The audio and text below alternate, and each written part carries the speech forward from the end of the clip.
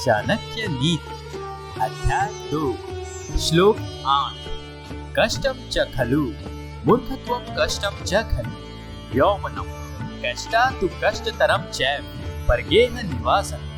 भावार्थ अनेक अनाथों मूल जड़ होने के कारण मूर्खता बहुत ही पीड़ा करती है। इसी प्रकार जवानी भी कष्ट प्रदा होती है, परंतु दूसरे मनुष्य के गृह में किसी मजबूरी के कारण से रहने में कम कष्टकारी कार्य नहीं है।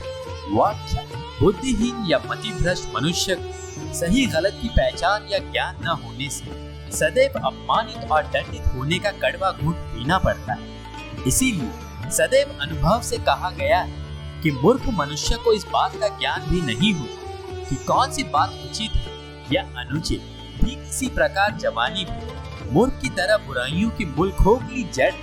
अनेक विद्वान व्यक्तियों ने कहा है कि यौवन अंधा मन चला और दीवाना होता है। यौवन के दिनों में मनुष्य काम के आवेग में अपना दिमागी संतुलन गंवा बैठता है।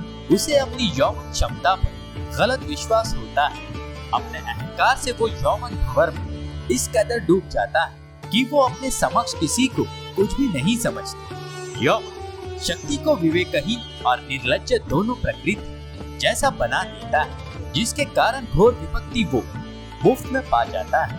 आचार्य चाणक्य की राय कि सभी दुखों से महादुख इस बात का होता है कि मनुष्य को मजबूरी वश किसी और के गृह में रुकना पड़े, दूसरे के गृह की व्यवस्था का पालन करना पड़ता है जहाँ पर वो रह रहा है। इस प्रकार से उसकी आजादी पर प्रतिबंध लग जाता है और उसे गृह स्वामी की प्रत्येक सही गलत बात अनुसरण जबरन करना पड़ता है।